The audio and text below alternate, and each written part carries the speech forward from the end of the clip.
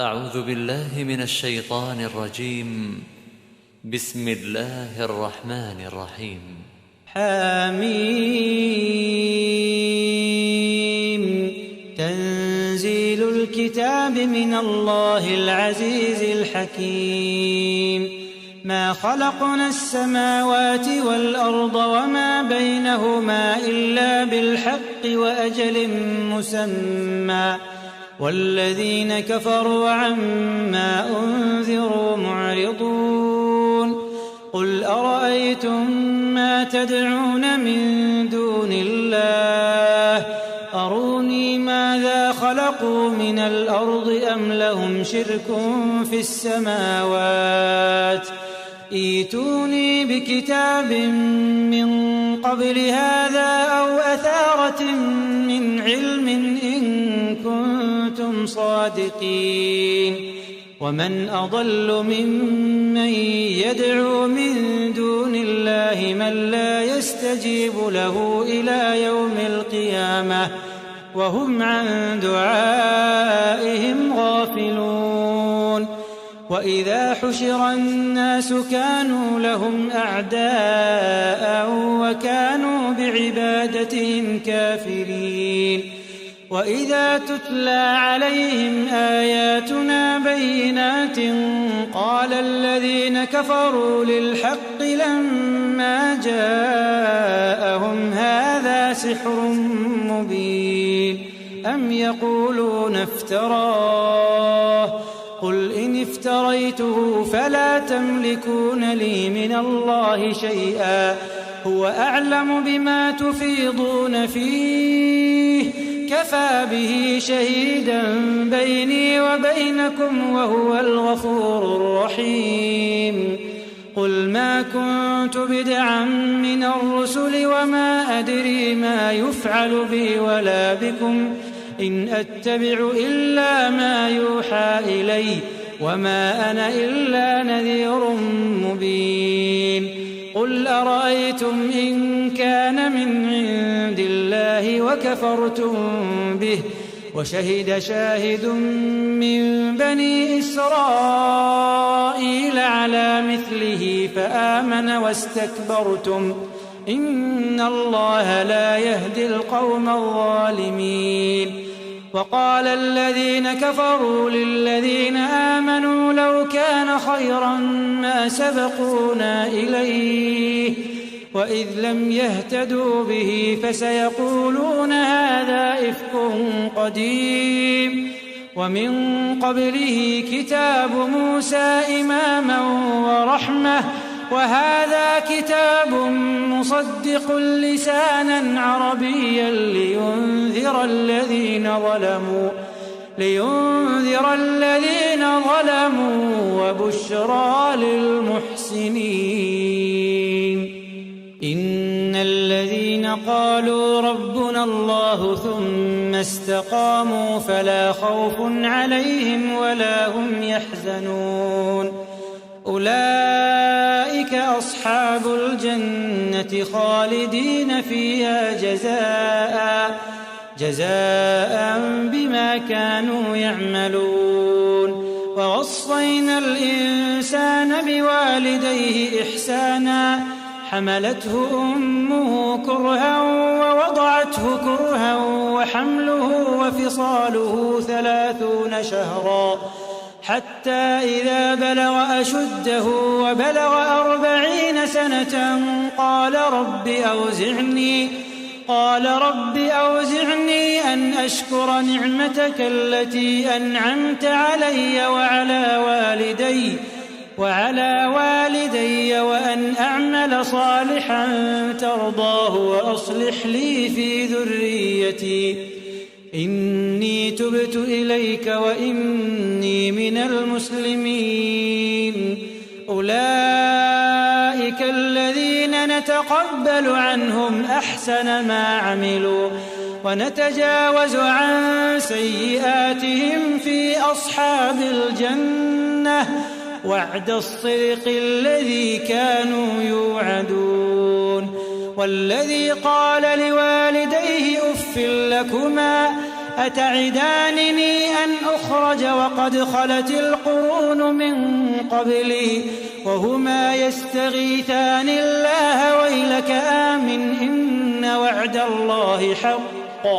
فيقول ما هذا إلا أساطير الأولين أولئك الذين حق عليهم القول في قد خلت من قبلهم من الجن والإنس إنهم كانوا خاسرين ولكل درجات